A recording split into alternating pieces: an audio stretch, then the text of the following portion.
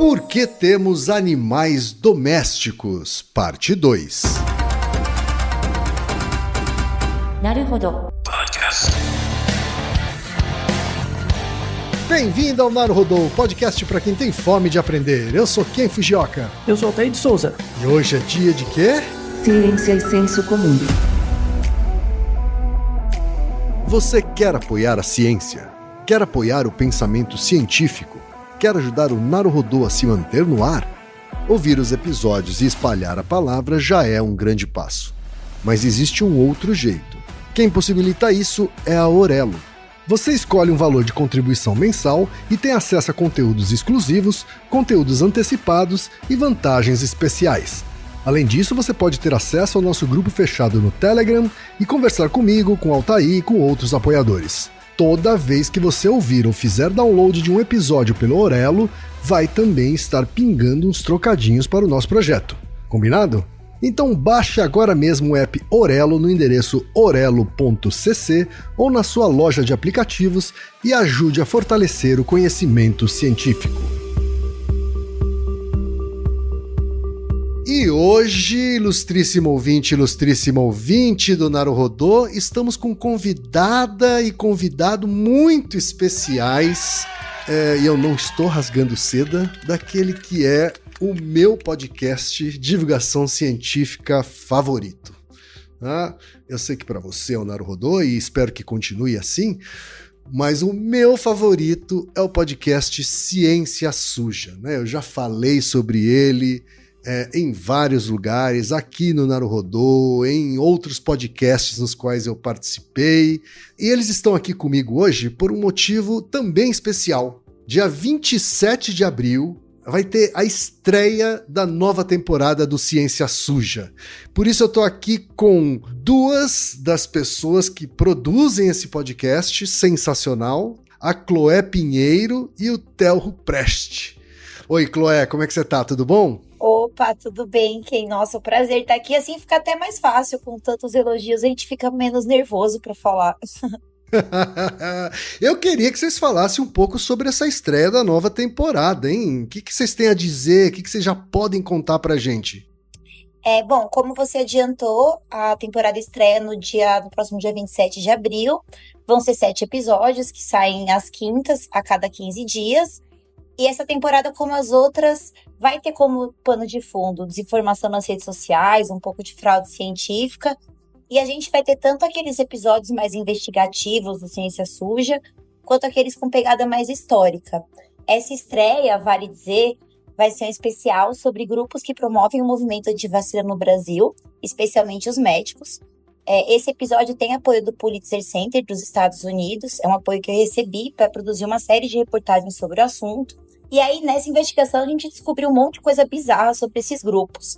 Além de saber que eles têm centenas de milhões de views no Telegram, um alcance imenso nas redes, a gente viu umas coisas bizarras nesses grupos. Tem venda de passaporte vacinal falso, teoria da conspiração e até ligação com um grupo neonazista. Enfim, é isso, é um episódio que promete ser bem bombástico aí. Caraca, eu estarei lá com certeza fazendo download no dia 27 de abril desse episódio de estreia, tá? E eu não tenho nem roupa para ouvir um podcast que é apoiado pelo Pulitzer, mas eu vou fazer o meu melhor. Essa temporada, qual é? Essa é a 3ª temporada, Ken. Vamos então dar aquela força, porque esse é um podcast que tem que continuar sendo produzido pra gente, tá? E o que mais vocês têm de novidade em relação a essa nova temporada, hein? Legal, acho que a gente pela primeira vez vai trazer jornalistas divulgadores científicos de fora aqui do nosso núcleo duro do podcast, que vão ajudar em alguns episódios, né? Eles vão falar, vai ter episódios sobre síndrome da alienação parental, que tem mexido com o judiciário brasileiro, vai ter episódios sobre interesses que promovem o negacionismo climático no Brasil, sobre hipermedicalização na psiquiatria e até sobre uma prática eugênica chamada organoterapia, que também, e todos esses episódios foram apurados, né, e produzidos por pessoas de fora, assim, pra gente foi muito legal poder juntar essa turma para fazer isso. A gente vai ter os nossos episódios também, né? Além da estreia, vai ter um sobre maconha, essa coisa de ficar entre o proibicionismo, que é um problema, e o hype também, que é outra questão problemática. E também a gente vai ter um episódio sobre o pai do negacionismo brasileiro, mas essa eu vou deixar, nem vou falar quem é, para gerar um suspense aí, né? Tchan, tchan, tchan, tchan. Eu tenho certeza que entre os ouvintes e ouvintes do Naruhodô, a gente tem ouvintes do Ciência Suja, né? Mas se você é daqueles ou daquelas que ainda não conhece, você precisa conhecer agora mesmo. Assim, tá? São episódios muito bem apurados, tá? Muito bem redigidos e muito bem editados também. Tá? Então, de verdade, corre para conhecer. Para falar com aquelas pessoas que não conhecem o Ciência Suja, Chloé e Theo, que outros temas vocês já abordaram? Tá? Eu me lembro, por exemplo, de episódios sobre cigarro, até porque eu sou um fumante, né? Um futuro ex-fumante. Já ouvi também, né? Me lembro, assim, acho que foi o primeiro episódio que eu ouvi foi sobre eugenia, né? Que foi, realmente explodiu minha cabeça, né? Que mais vocês abordaram, hein? Aliás, o episódio sobre cigarro, alguns episódios sobre cigarro que vocês abordam são muito bons também. Quem? Fica aí a recomendação também. Essa rasgação de seda, né?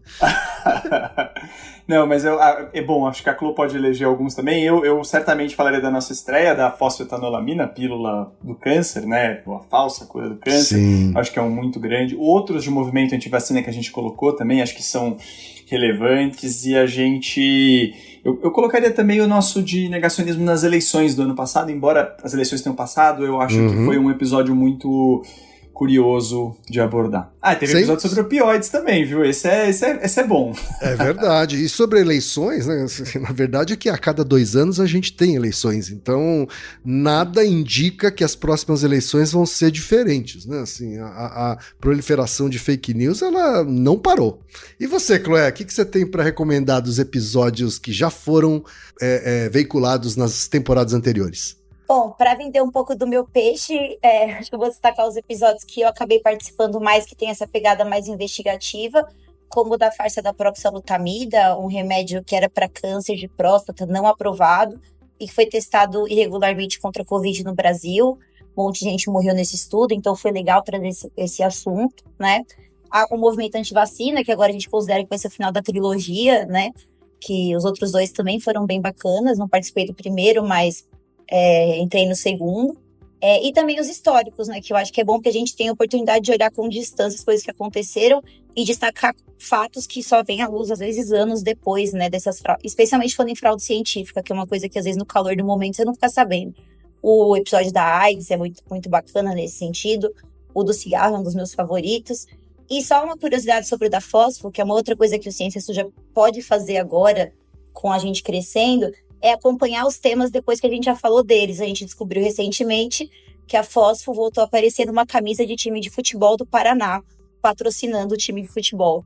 Então a gente foi atrás dessa história e descobriu várias coisas bizarras, que o dono do clube é sócio da fábrica, e que eles fabricam no Paraguai e vendem aqui. Então a gente continua sempre de olho nesses temas, porque a gente tem descoberto cada vez mais que esse tipo de picaretagem, essas fraudes não morrem, né? Elas são meio zumbis, né? Então acho que a gente também tem esse papel de continuar essas apurações. É importantíssimo esses temas que vocês abordam e agora a chance que vocês têm de continuar monitorando, acompanhando como é que esses temas evoluem ou não. Então, o Ciência Suja está em todas as plataformas de podcasts, é isso? Isso aí, as principais plataformas e na Orelo também. Exatamente, quem quiser apoiar também, eles estão no Orelo, assim como o Naruhodô, tá? E para conhecer mais, é só acessar cienciasuja.com.br. Chloé e Theo, muito obrigado pelo recadinho que vocês deixaram aqui.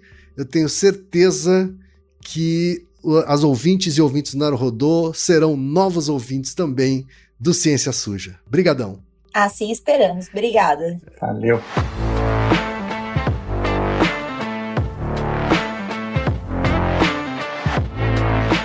E chegamos ao momento Alura.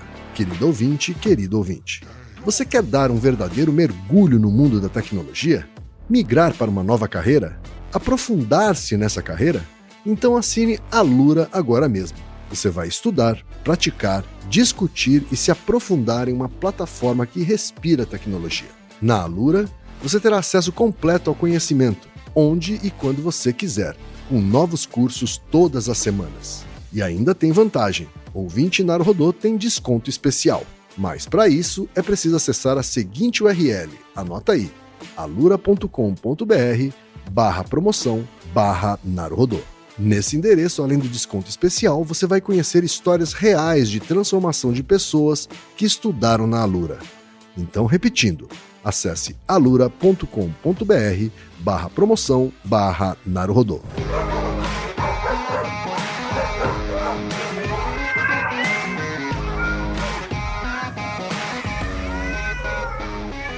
Altair, chegamos à parte 2 do episódio duplo sobre por que temos animais domésticos, Altair. Espero que o povo não tenha ficado muito decepcionado com o primeiro episódio, tenha sobrevivido para chegar nesse. Mas, antes da gente seguir em frente com a segunda parte, você não ouviu a primeira? Se você ainda não ouviu a primeira, então você dá um stop agora mesmo, volta para o episódio 380, que é a parte 1 desse episódio duplo, e depois volta aqui para ouvir esse episódio que é a parte 2 de Por que temos animais domésticos. Altair, só relembrando, o que a gente viu ou ouviu na parte 1? A grande mensagem do primeiro episódio é a diferença entre direito animal e bem-estar animal e a ideia de domesticação. Então, domesticação é quando você controla, um organismo controla de forma multigeracional o processo reprodutivo e o cuidado de outro grupo de coespecíficos ou de outra espécie. E aí isso tem vários impactos. Então a gente contou como que surgiu a domesticação, quais as principais hipóteses, e aí a gente tem a ideia de domesticação de forma geral se aplica tanto à ideia de escravidão. Tá? Então os termos são bem relacionados. E aí a gente entrou na discussão do bem-estar animal versus o direito animal. Bem-estar animal é uma visão bem mais utilitária do uso do recurso, que seria o animal, né? Para qualquer coisa, seja para alimentação, seja para trabalho, seja para afeto. E a ideia do Peter Singer, né, que é a ideia do bem-estar animal, é que o bem-estar animal ele tem que preservar o interesse do animal e deve ser considerado levando em conta a sua habilidade de experienciar sofrimento. Então eu não vou fazer coisas que gerem sofrimento de forma exagerada, respeitando essa característica do organismo, que ele chama de especiecismo. Especiecismo é isso. Especiecismo é um direito, né? Um direito não, mas um cuidado que você atribui a um organismo baseado na sua capacidade de sentir sofrimento e não necessariamente na sua inteligência. Porque a inteligência é mais difícil de medir, mas a capacidade de sofrimento é sim. Então toda essa discussão que a gente tem hoje, de que os animais sofrem e por isso a gente tem que cuidar melhor deles e tal, cola muito bem na ideia de bem-estar animal para comida, mas para animal doméstico a gente acha que cuida bem do bichinho. E na verdade a gente não cuida. A gente só dá um bem-estar animal para ele. Porque se ele for um organismo capaz de ter direitos, o primeiro direito de um animal é o direito de não ser uma propriedade. Logo, não faz sentido você ter ele. Se isso virar uma lei, né? Acabou, né? E é possível que vire uma lei um dia, hein, Altair? Isso, num mundo onde não faremos parte, né? Provavelmente. Mas as pessoas que são muito jovens hoje, sei lá, 15 anos, quando essa questão do direito animal realmente aparecer, essas pessoas vão ter 60, 70 anos e vão estar na rua virando carro pelo direito de ter gato e cachorro. Eu tenho o direito de ser pai de gato e cachorro. Né? Porque é isso, né? Verdade. Quando você atribui a noção de direito e o organismo não é mais uma propriedade, ele ganha autonomia. Por exemplo, por que você não cria o seu filho igual um cachorro e um gato? Pra que você cria um filho? Pra ele desenvolver autonomia. Pra ele crescer, ir embora, fazer coisas, virar gente. Você não cria o cachorro e o gato pra virar gente, pra dar autonomia pra ele. O que seria a criação de um cachorro e gato? É você criar, por exemplo, como o biólogo faz, que é a reinserção ambiental. Você não cria o bicho como um pet. Você cria o bicho oferecendo comida, apresentando desafios que ele vai ver na ecologia. E depois você solta ele. Assim, quem é formado em biologia, temos muitos biólogos que ouvem o Naruhodô com alguma frequência. Quem é biólogo sabe que isso vai doer dentro. Vai doer assim no fundo, sabe? Quando você é formado em biologia, se você fez um curso minimamente ok, você sabe que é meio errado ter animal doméstico. Assim, biólogo, roots... Tem ambiguidades com duas coisas, zoológico e animal doméstico. É na biologia onde isso é discutido. Agora, veterinário, essas coisas não tá nem aí. Claro que tem os conscientes, mas a formação em geral não tá nem aí. Mas no biólogo pega, sabe? Por exemplo, só pra te dar um exemplo, Kim. Imagina um pneumologista que fuma. O pneumologista, ele pode fumar? Pode, ninguém impede. Poder pode, né? Mas você percebe que é esquisito, né? Que é meio, porra, né? Meio estranho, né? Tipo, o biólogo que tem cachorro e gato é meio assim também, né? Tipo, é uma ambiguidade. E, de novo, o interessante é você viver essa ambiguidade. Você tem que viver a dissonância cognitiva. Não inventa desculpa, tá? Tipo, é zoado. Porque se você pensar que é zoado, e não é uma relação mística, ancestral, espiritual, que o cachorro veio pra tirar as energias ruins da casa, o gato, parar com essas bobagens, se você realmente pensar, tudo bem, a gente vai dividir esse tempo junto, não é o melhor pra você, tipo, é uma redução de danos, sabe? Se você tiver essa perspectiva, é menos pior, tá? Por quê? Porque o povo que é gateiro e cachorreiro, e qualquer coisaeiro, né? Quando o bicho tá velho, doente, o que ele já tá pensando? No próximo. E aí você cria uma cultura de dominação meu Deus, da desgraça, do satanás, isso aí, né? E aí a gente entra nos exemplos, né? A gente entra nos exemplos. Eu vou começar com uma história, um caos. Olha aqui, olha como o humano é um bicho miserável. 1894, tá? Século XIX, 1894. Uma boa alma, um rapaz chamado David Law, né? Ele vivia ali na Austrália, e aí ele resolveu habitar uma ilha ali na Nova Zelândia, tá? Uma ilha razoavelmente pequena na Nova Zelândia, né? Que era chamada Ilha de Stephens. É uma ilha meio isolada, ele foi lá, né? Com a família e outras 17 pessoas. Então, vamos fazer um acampamento aqui, vamos viver um tempo nessa ilha. A ilha tinha os recursos, tudo bem, tal. E o David Law levou o gato dele, que chamava Tibbles, o raio do gato, né? Beleza, tava o gato lá, era né, gato. Aí esse gato voltou com um passarinho, né? Porque os gatos eles caçam, né? Eles fazem isso, eles caçam, né? O gato voltou com um passarinho, e quando o David Law viu esse passarinho, ele viu que era um passarinho meio diferente dos outros passarinhos que ele tinha visto. Quando ele notou, o osso torácico desse passarinho era muito largo. Parecia que não era compatível com a habilidade de voar, tá? E aí, todo dia, o raio do gato do Tibbles trazia às vezes mais que desse passarinho. E aí, ele tinha um interesse em biologia, tal, ele pegou esse espécime e levou para ser avaliado, né, na faculdade, né, por outros botânicos, biólogos, os taxonomistas e tal. E aí, eles viram que essa era uma espécie nova, né? Era uma espécie nova, parente do kiwi, né, daqueles passarinhos que quase não tem asa, que só corre, né, tem um bico comprido, é bem bonitinho, né? Perceberam que era uma espécie nova, que só tinha naquela ilha. E isso foi descoberto em 1895. Falaram, poxa, legal, né? E aí o gato já tinha trazido alguns, ele levou os espécimes e tal, né, pra fazer a taxonomia e tal. E aí eles determinaram o nome do bicho, e esse processo entre descobrir que era um bicho novo e catalogar o bicho levou 1 ano. Tá? Foi 1 ano. Quando eles voltaram na ilha, o bicho tinha sido extinto. Pelo quem? Pelo porra do Tibbles. Comeu todos. Caraca. O Tibbles pegou todas as aves. Todas. Matou todas. Acabou com a espécie. Tipo, gato é um puta problema ecológico. Sim. Tá? É um problema ecológico enorme. Enorme. Tem um artigo na Nature, 2012, que é uma coisa assombrosa. Assim, fizeram um estudo populacional nos Estados Unidos, no Canadá, América do Norte, ali, do impacto de felinos na população de aves. Fizeram um estudo lá, populacional, com GPS, bem trabalho de ecólogo. É impressionante, ó. Imagina lá, tem gato, tá? Não é outros felinos, gato. Chuta aqui. Quantas aves você acha que a população de gatos dos Estados Unidos mata em 1 ano? 1 ano. Sei lá, alguns milhares, centenas de milhares. Então, ó, o número, tá? Isso é a mediana, é a mediana do valor, tá? Ao longo dos anos, tá? É um valor médio. Por ano, o raio do gato mata 2,4 bilhões de aves. Bilhões. É muita ave. Você não sabe o que é isso aí de ave. É muita ave. Tá? 2,4 bilhões de aves. 20% desses 2,4 bilhões, 20% é morto por gato doméstico. Gato que fica na casa das pessoas. Que sai na rua e fica pegando passarinho. Olha, você sabe que recentemente, até já comentei em outro episódio, né, que eu estive por uma semaninha de férias em Fernando de Noronha, e eu reparei lá que tem muitos gatos soltos na rua. Me contou um morador local que esses gatos foram levados para lá, para a ilha.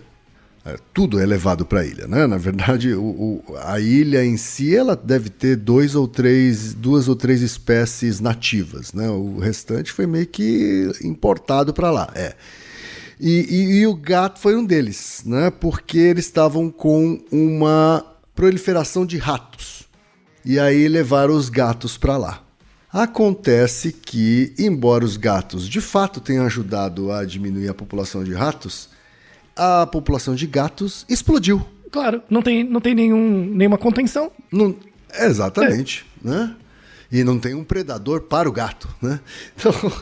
Então há de fato um número estrondoso lá de gatos, e esse morador local falou, olha, vai por mim, mas em pouco tempo a gente vai ter que tomar alguma providência para se livrar deles. Em vários lugares isso acontece. No exemplo da Nova Zelândia, né?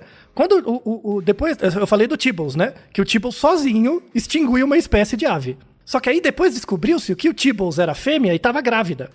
A Tibbles. Né? Aí o que aconteceu? A Tibbles teve filhotes e os filhotes ficaram na ilha. E aí, em poucos anos, em coisa de 4 ou 5 anos, tinha cerca de 700 gatos. 700 do Tibbles. Da Tibbles, né? 700 gatos. Eles dizimaram uma outra espécie que chama tuatara, que era uma espécie única daquela ilha de lagarto. E aí, assim, aí eles tinham que, predar os gatos também, né? Porque eles estavam acabando com toda a fauna. Sabe quanto tempo eles levaram pra acabar com a população de gatos da ilha? 10 anos. Levaram 10 anos pra fazer isso. Então imagina, né? O tamanho do problema. Então, assim, o gato é um problema, cachorro é outro. Tá? São impactos ecológicos diferentes, tá? Falando especificamente do gato, o gato é um puta problema ecológico imenso. E a culpa é do gato? Não, a culpa é nossa. Claro. Tá? A culpa é nossa, tá bom? Não tem nada a ver com o raio do gato. Tem, por exemplo, um tipo de gato, é um gato de 2,5 kg, tá bom? É um gato pequeno, tá? E aí, quando tem um vídeo que mostra, é um gato noturno, tem hábitos noturnos. Ele é chamado de black-footed, tá? De pé preto, né, o gato. Ele vive numas regiões da Europa. Esse gato, 2,5 kg, ele é pequeno, tá? Ele vive ali na Europa e a parte da África. A taxa de sucesso desse gato em pegar presas é mais de 70%, tá? Então, ele dizima populações de aves, de roedores, de lagartos e coisas do tipo. Quando você tem um vídeo, né, na descrição, nos links, quando você olha esse gato, você acha a coisa mais fofa do mundo. Só que esse gato é extremamente feral. Tem um relato etológico, tem até o artigo mostrando que um gato desse, 2,5 kg gato, quem? 2,5 kg, é nada, tá? Um gato desse matou uma girafa. Você é louco, cachoeira! Caraca! Sozinho. Como que ele matou uma girafa? Ele é tão endemoniado, satanás no corpo, que ele pulou no pescoço da girafa e, por acaso, ele deu uma mordida, acertou a jugular da girafa. E matou ela, sabe? É impressionante, assim, a habilidade, né, desse organismo, tá? Então, gato é um puta problema ecológico. Fui ali algumas vezes pra região da Turquia, Síria, Geórgia e tal. Eles têm hábito, assim, de ter muitos gatos e o povo dá comida na rua pra eles, né? Então, tem muitos. E acabou com as aves. As únicas aves que sobrevivem a gato é a ave marítima, principalmente gaivota. Gaivota é o demônio no corpo também. Eu já vi gaivota comendo gato. Assim, você acha a gaivota bonitinha, aquela coisa lá de desenho? Gaivota é Beelzebub na terra, velho. É endemoniada. Nossa, não dá brecha pra gaivota. Mas enfim, porque ela arranca o seu olho. Urubu é mais legal que gaivota. Nossa senhora. Mas enfim. Então, assim, aí pensando no gato, o que a gente faz? Né? Porque existe toda uma cultura do gato, do cuidado, da beleza, né? E tem essa coisa, que é uma coisa totalmente construída culturalmente. E aí, assim, temos relatórios, né? No Brasil é meio disperso ainda, mas nos Estados Unidos, como tem um órgão central que regula, tem os dados bonitinhos. Nos Estados Unidos, nós temos 9.200.000 animais, entre aspas, catalogados de rua, tá? Nos Estados Unidos e Canadá. Certo. Tá? Mais ou menos 2/3 são gatos e 1/3 é cachorro. Tá? Basicamente isso. 2/3 desse montante, 9 milhões, são gatos. E aí o que se faz, né? O que se faz normalmente, que é um trabalho de enxugar gelo, porque é muito difícil, é você pega o gato, castra e devolve. Pega, castra e devolve, porque aí você vai diminuindo a população exponencialmente. Porque não dá pra adotar todos. Não tem como adotar, você não tem gente, não tem espaço, né?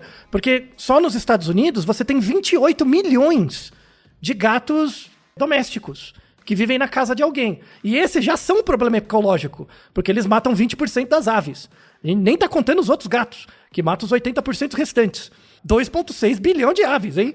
Então, assim, o que você recomenda? Tem que deixar o gato em casa, então põe tela, essas coisas, não deixar o gato sair e castrar o gato. É o que normalmente as pessoas fazem, é o que você ouve por aí, né? Só que mesmo assim, mesmo que você queira adotar um monte de gato, não dá conta, porque reproduz muito rápido, é muito volume. Tá? Sim. Aí é aí onde a gente começa a ser cancelado, né? Que é aquela coisa, então a solução é matar o gato?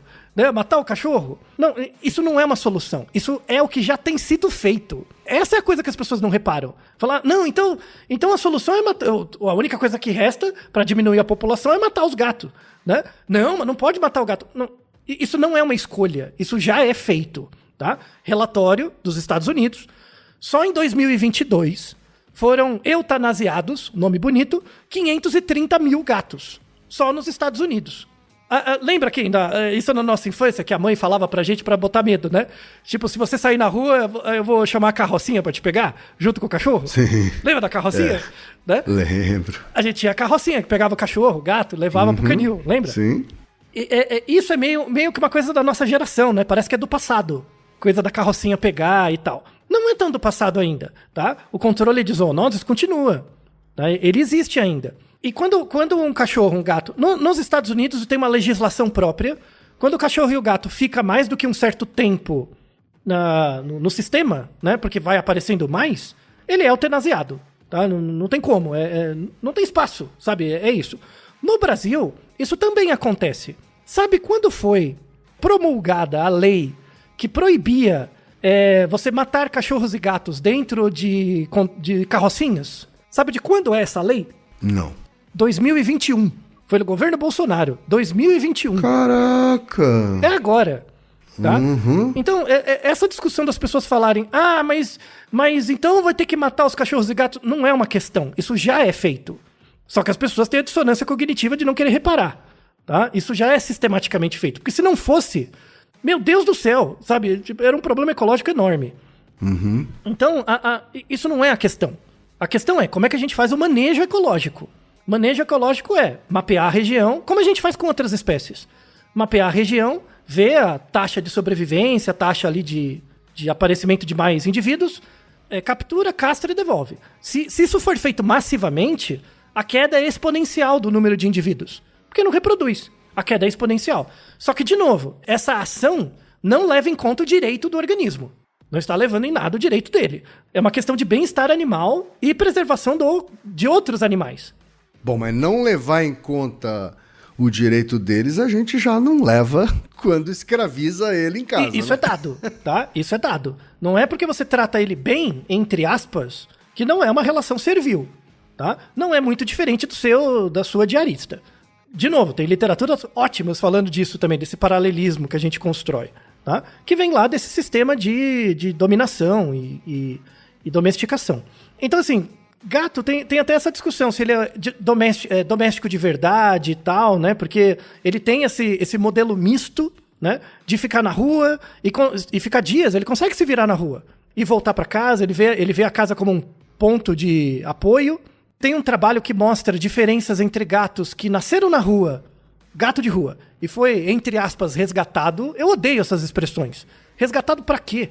Sabe? Tipo, você acha que a vida dentro do seu apartamento é melhor que a vida do gato de rua?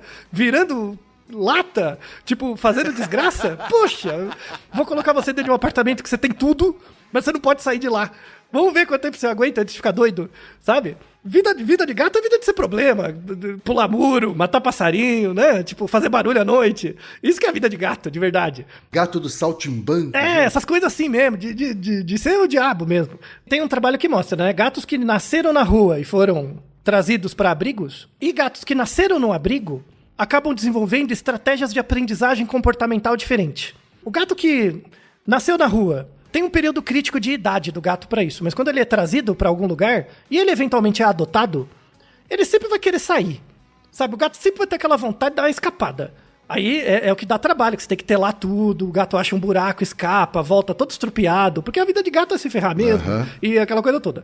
Olha, a minha já tá há tanto tempo domesticada, não vou usar escravizada aqui, porque eu tô falando de mim mesmo, que ela não quer mais sair. Isso. Ela já foi condicionada a ficar aqui em casa, sabe? Então eu posso abrir o portão, posso abrir a porta, ela vai lá, dá uma cheiradinha e volta. Então, já virou um cativo, né? Já virou um cativo. Já.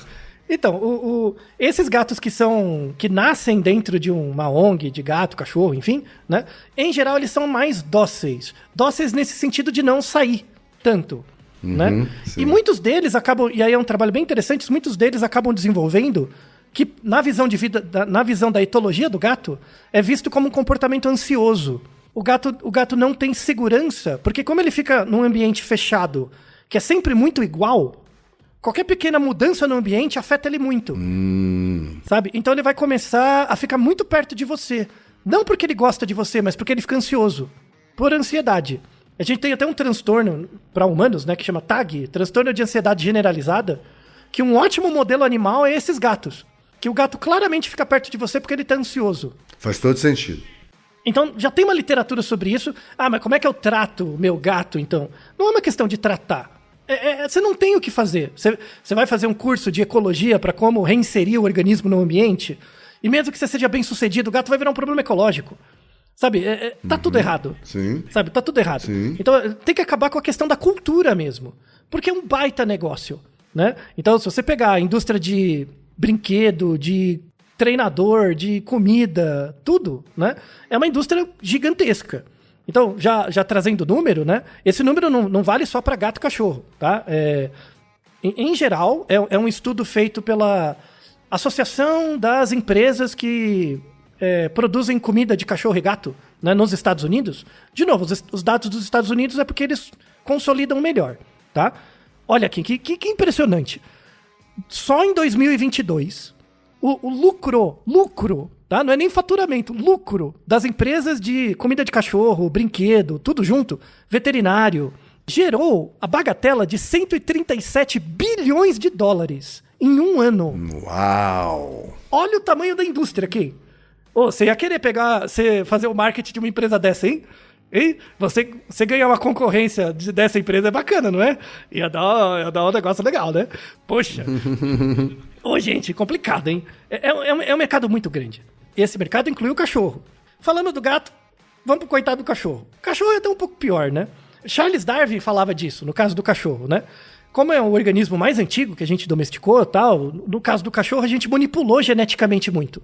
Então, o Charles Darwin mesmo, no texto dele, Variação dos Animais e Plantas sobre Domesticação, ele fala do papel da seleção artificial. Que você cruzar os cachorros, você é uma seleção artificial, né? E aí ele tem um termo muito interessante, isso no século XIX ele já falava, que é a síndrome da domesticação.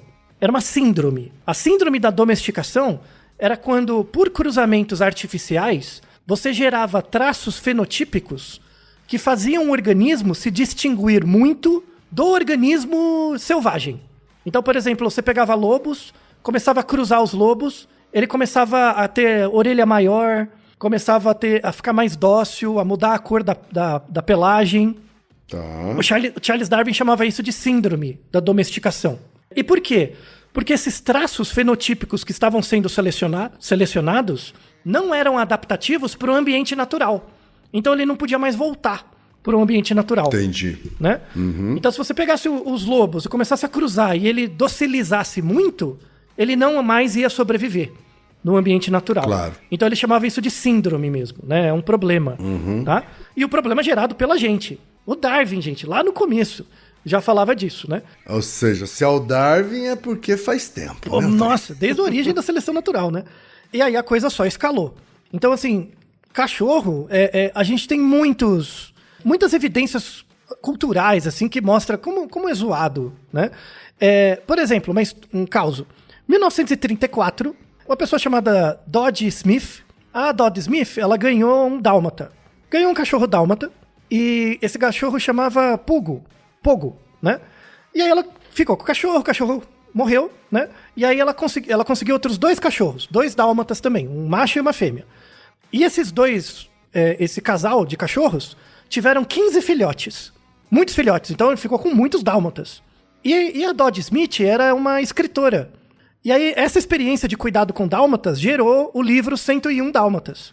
Saiu disso, né? Dessa experiência dela, né? Com os dálmatas.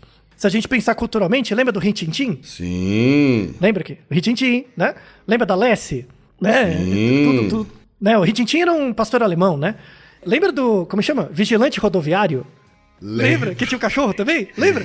Lembra também, a gente é velho. Né? Então, essa tirou do fundo. O Reginaldo também tá ali, ó, chorou agora com o vigilante rodoviário. Né? Tinha também um pastor alemão, né? Tipo Rin-Tin-Tin. Então, todos esses nomes, essas entidades culturais, nos aproximam do cachorro no ponto de vista de afeto, de cuidado e tal. Acaba meio que disfarçando essa coisa que, na verdade, nenhum deles tem direitos. Eles só têm bem-estar. Tem um trabalho muito legal, né? Nos Estados Unidos, durante cerca de 30 anos, o cachorro preferido do americano era o labrador. Labrador Collie, né? Um cachorro grande, que é bem dócil e tal, né? Em 1989, o labrador é muito usado como cão-guia. Era uma senhora que tinha o marido dela, e o marido dela tinha um problema visual, precisava do cachorro-guia, né? Sim. E ela conseguiu o cachorro-guia, e era um do labrador. Só que o marido tinha muita alergia com o cachorro, com o labrador, né? Tipo de passar mal mesmo, né? Então não conseguia ficar perto do cachorro, perdia o sentido, né? E daí essa mulher, ela fez um cruzamento de um labrador com um poodle, né? E gerou o labradoodle, tá? Labradoodle, né? e esse cachorro, por sinal, ele não dava alergia no homem, né? Não dava alergia. E aí, né, deu certo. E ela começou a criar labradoodles. E aí, ela começou a vender esses cachorros com uma estratégia de marketing que era o seguinte. Era o primeiro cachorro que era anti-alérgico, que não dava alergia. Olha a desgraça, né? Era anti-alergênico. E começou a fazer muito sucesso nos anos 90, assim, o labradoodle. Só que pouco tempo depois, começou a ter muito problema com esse cachorro. Por quê? Porque ele tinha doenças congênitas muito graves e o temperamento dele era muito ruim. Então tinha caso de acidente e tal. Esse é um ponto muito importante, assim, que em geral as pessoas não reparam. Mas, de novo, quem lida com etologia, repara bem. Quando você pega, entre aspas, raça de cachorro, as pessoas tendem a associar a raça com temperamento. Então, o labrador é mais quietinho, um Lulu da Pomerânia, meu Deus, é o bicho mais espoleta, sabe? A gente tende a atribuir traços, entre aspas, de personalidade às raças. Tem um artigo mostrando que não tem nada a ver.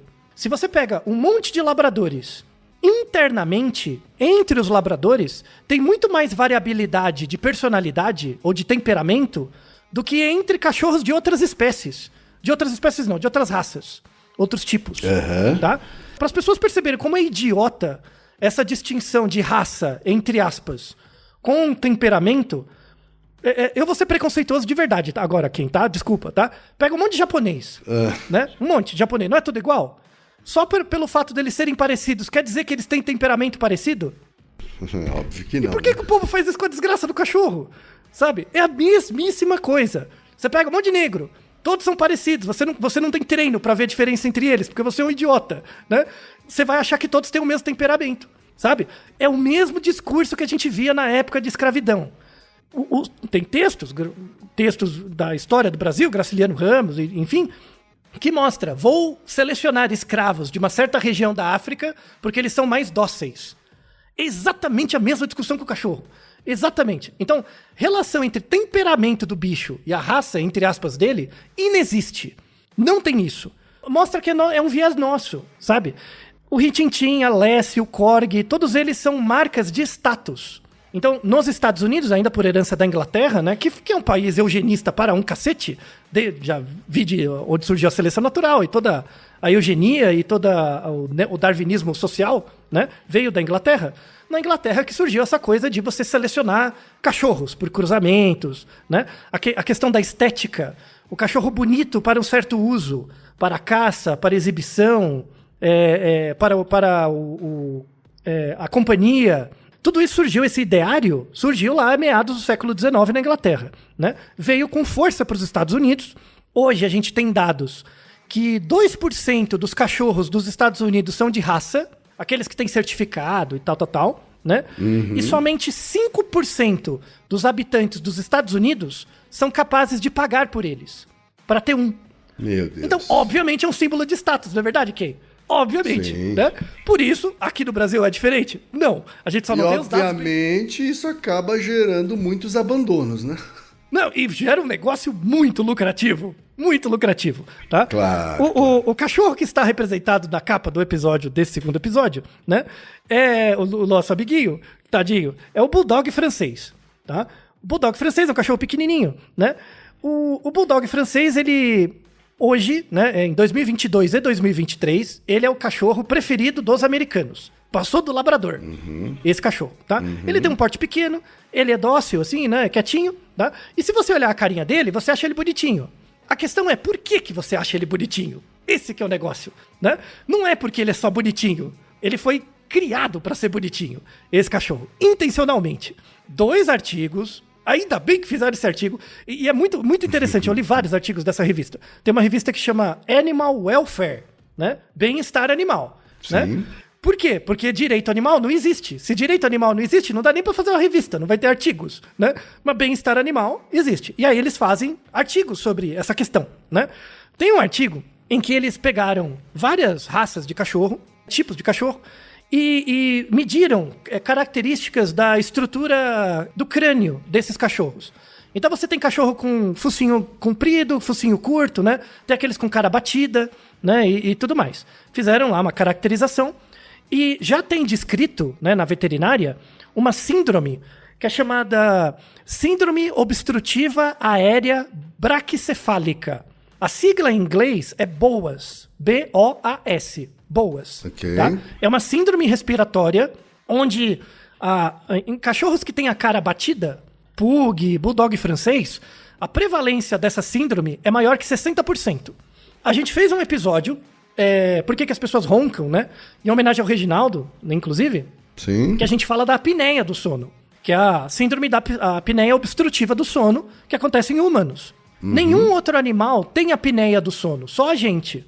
Exceto os animais que a gente criou para ter a apneia, que é o BOAS, que é bulldog francês, pug, todo cachorro de cara batida que você imaginar, chihuahua, tem uma prevalência alta dessa síndrome. O que acontece? Como a cara do cachorro é muito batida, ele não consegue respirar direito, o ar não entra. Sim. Então, o que acontece? O cachorro, ele tem um hábito de fazer uns sons de grunhido.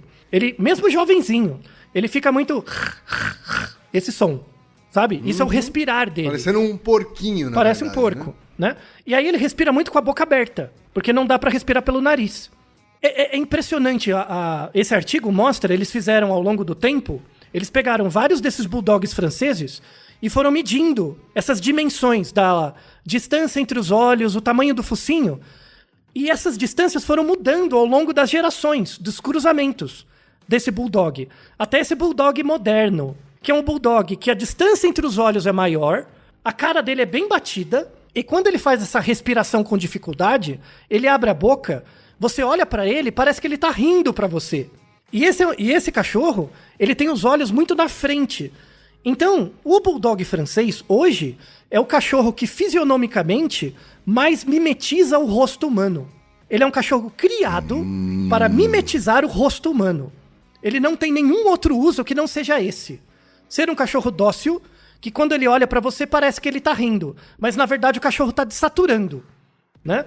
Você sai com o cachorro pra passear 5 minutos, ele volta e desmaia. Ele foi criado pra ser isso, pra desaturar, não poder pegar um voo, que o cachorro morre desaturado.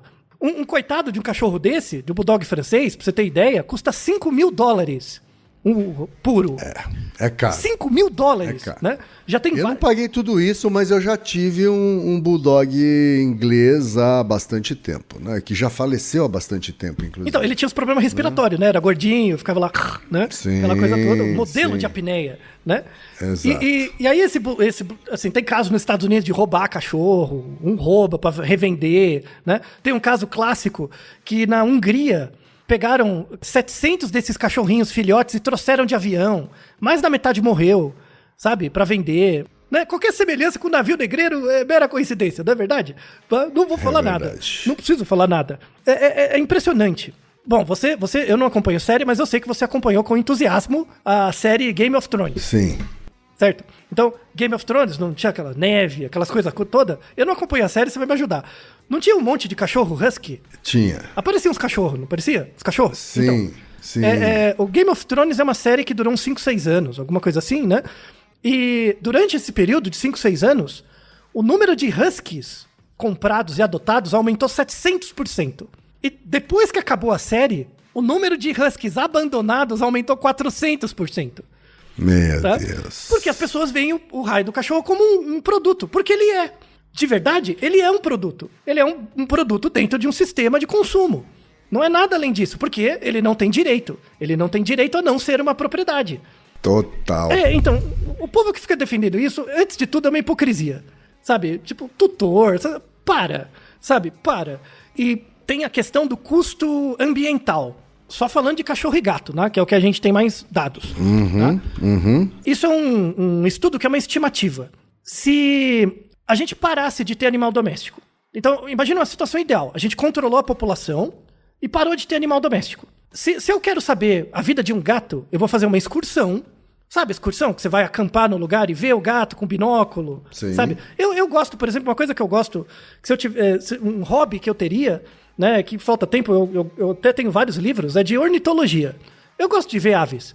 Sabe, de ir no lugar com binóculo, ver a ave, sim. aí lembrar, saber o nome das espécies. Inclusive, para quem gosta, tem um canal no YouTube fantástico, chama Planeta Aves. Eu vejo todos os vídeos, eu acho o máximo. É um canal brasileiro de um doutor em ornitologia, assim, muito legal, recomendadíssimo, Planeta Aves. E tem um fotógrafo, que ele é mundialmente reconhecido como um grande fotógrafo de aves, né, de ornitólogo, que é o Edson Endrigo. Eu comprei todos os livros dele. Né, ele vende livros fantásticos com fotos. Numa página tem a foto da ave, na outra página ele conta o que ele teve que fazer para tirar a foto. Então ele conta assim, eu fiquei no meio do mato 4 horas agachado até a ave pousar, sabe? Alguma coisa assim. Então é legal, assim, eu vejo esses livros direto, são muito bons. O jeito para você ter uma relação mais saudável com a natureza, no sentido de respeitar o direito animal, seria esse tipo de coisa. Que era, eu quero saber como um boi vive. Um búfalo, sei lá. Ninguém tá dizendo que você não possa conhecer, né? Só Isso. que vai ser de outro jeito, né? Então. De um jeito que preserve os direitos também dos animais. né? E as idiosincrasias dele, porque aí você vai ver o comportamento etológico real dele, né? Real, tá? Sim, então, sim. eu quero ver como é um boi selvagem, né? Você faz uma excursão, vai lá ver, tira foto, né? Mas não é pra pegar e trazer pra casa, sabe? A ideia não é essa. Né? A ideia é conviver, né? Conviver com os outros organismos que coabitam com você. É regressar ao modelo humano de 20 mil anos atrás. Que você tem um recurso limitado e você simplesmente vai contemplar os organismos que estão ali como parte da natureza, e aí você atribui a eles não só direitos, mas um status de entidade.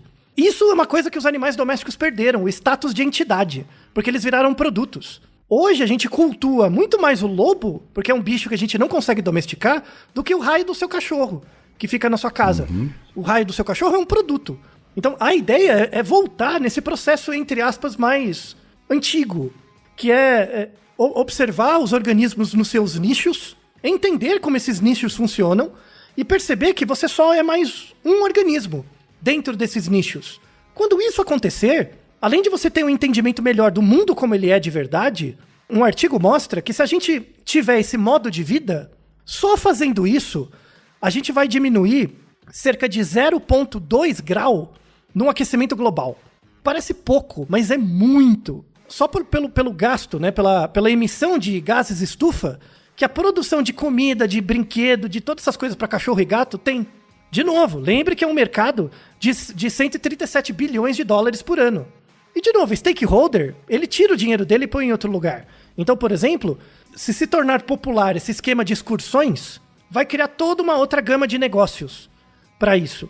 E aí vai ter uma pressão para preservação, uma pressão para emprego e várias outras coisas, sabe? Então, não vai acabar com o emprego, vai redirecionar a renda. E a gente vai começar a ter um processo educativo de uma cultura não para a acumulação, mas sim para a manutenção dos sistemas. Eu acho que não vai ter coisa mais difícil para sociedades atuais, ocidentais, modernas, do que instituir a ideia de direito animal. Isso vai ser uma mudança completa na maneira como a gente se vê e vê os outros organismos. Mas esse é um dos caminhos para que a gente consiga sobreviver, nós humanos, como espécie, por mais tempo. Porque a gente vai parar de pensar em acumulação e vai começar a pensar em eficácia e manutenção. Que é como a biologia funciona de verdade. É verdade. Né? Não é bonito, Kim? É bonito, mas eu só discordo de você de que vai continuar tendo emprego. Não, então, mesmo assim, se os empregos diminuírem, não é de todo mal. Né? Porque, de novo, uma outra consequência natural, que já discutimos anteriormente, é a questão da renda mínima. Com renda mínima universal, aí sim a questão da falta de empregos pode ser suprida de alguma forma. E todo mercado é suprido, porque se você não tiver gente que trabalha, você não vai ter gente que compra. Vai quebrar tudo, né? Então, já é uma obviedade a renda universal. Já é uma obviedade. Verdade. Né? Aí vão entrar essas outras mudanças. Uma dessas outras mudanças é essa questão do direito animal. Vai mudar totalmente a maneira como a gente vê. E aí a renda que a gente recebe, a gente pode reinvestir nesses tipos de excursão, onde a gente vai ter tempo e vai conseguir ver os animais de uma forma etologicamente válida. E eles nos ver também. Eles também são espectadores da gente. Porque como seres sencientes, eles vão perceber que a gente faz parte de um nicho que eles coexistem, que é o método de 20 mil anos atrás. A domesticação é só uma coexistência, sabe? A gente tem que dividir recursos, vamos cooperar. E aí isso, para fechar o episódio, tem muito a ver com o episódio que a gente falou sobre cooperação. Se a cooperação é de fato uma questão inata. E ela é, na verdade. Ela é. O mundo vai ser muito mais fraterno. E as pessoas vão ter muito menos problemas quando a renda mínima e o direito animal for estabelecido. Não necessariamente as pessoas vão ser mais felizes, mas elas vão se observar mais. Elas vão se observar mais, vão refletir mais, vão perceber que o papel delas no mundo é pequeno, mas não quer dizer que é irrelevante. E na verdade, o caminho, o processo educativo de cada pessoa é o caminho para a construção de uma trajetória pessoal onde você busca reduzir a sua incerteza do mundo e aumentar o seu sentido sobre o mundo, onde os outros organismos, para além de indivíduos, vão ser entidades. Vão ser entidades com valor, vão ser entidades com direitos, vão ser organismos que têm, antes de tudo, o direito de não ser uma propriedade. Porque se um animal não é mais uma propriedade, ele adquire uma identidade. Logo, eu consigo interpretá-lo e me refletir nele, e vice-versa. E é isso que falta pra gente. Sabe, um conhecimento da natureza como ela é de verdade. A natureza não é um mecanismo de acumulação, é um mecanismo de troca. Enquanto a gente não aprender a fazer isso, e a gente não sabe, a gente está cavando a própria cova. Tá? Não é só a cova do cachorro e do gato. Eu iria além. Eu acho que muita gente não tem a vontade, inclusive, de fazer direito. Sim, né? Exatamente. Então, todos esses passos, eles vão acontecer. A questão da renda mínima vai acontecer. O direito animal vai acontecer. A questão é como. Sabe? Quantas pessoas, animais, o que quer que seja, vamos ter que sacrificar para isso? Ou se essa transição vai ser mais natural e orgânica. Um caminho para isso é a educação. Trazer esse processo, o estudo da ecologia nas escolas, como algo para reduzir a incerteza do mundo, né? Não só para... Inclusive estudos de ecologia para adulto, sabe? Por exemplo, uma classe de pessoas que deveria ter aulas de ecologia é banqueiro. É quem trabalha no mercado financeiro. Tem um conhecimento de como funciona um sistema ecológico.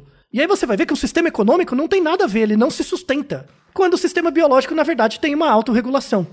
Então, tipo, você mostra pra pessoa como funciona e fala, ó, pensa sobre isso.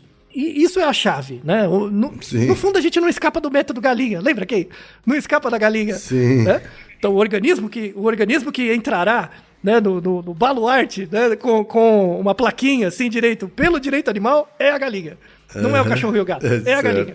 É verdade. Então, imagine uma galinha com uma plaquinha, pelo direito dos animais. É essa assim, e apresentando o método galinha. Então, assim, só pra encerrar o episódio, né?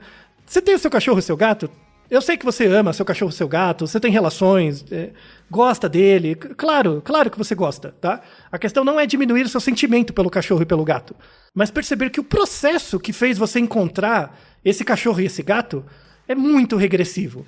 E ele não deve ser reproduzido. Não deve ser transformado numa ideologia. Sabe a ideia da família doriana? Que tem o pai, a mãe, o filho, o cachorro? Sabe? Sim. Para. Entendeu? Tipo, para com essas coisas de mãe de gato, pai de gato. Isso não existe. Tá? Isso é totalmente construído e tem que ser desconstruído para você, de fato, adquirir direito para aquele organismo. E aí, de fato, você está mostrando que gosta dele. É o que a gente fala para filhos, crianças, né? Humanos. Você cria o filho para o mundo. Cachorro, gato, papagaio, galinha, devia ser assim. Você cria ela para o mundo. E esses organismos não precisam da sua criação. Eles só precisam de um mundo. Se a gente der um mundo para eles, eles vão ser muito mais felizes do que qualquer apartamento, comida sem glúten e água mineralizada que você der para eles. Tá certo, então, Thaí. Eu continuo achando que mais do que polêmica, a gente vai ter compreensão dos nossos queridos ouvintes, o que não quer dizer que elas e eles vão deixar de ter um pet, né, Sim. Altair? Porque Garrafa soltando mar. Uma coisa é você saber que cigarro faz mal, a outra é parar de fumar, Exatamente. Né? Mas que a relação seja um pouquinho mais conflituosa, assim, menos dissonância cognitiva. É isso daí. E Naruhodô, ilustríssimo ouvinte! E você já sabe, aqui no Naruhodô, quem faz a pauta é você. Você tem alguma pergunta pra gente ou quer comentar algum episódio? Escreva pra nós. podcast@naruhodô.com.br. Repetindo? podcast@naruhodô.com.br. E lembre-se, mande nome completo, idade, profissão e a cidade de onde você está falando. É isso aí. なるほど。 Esse podcast é apresentado por b9.com.br.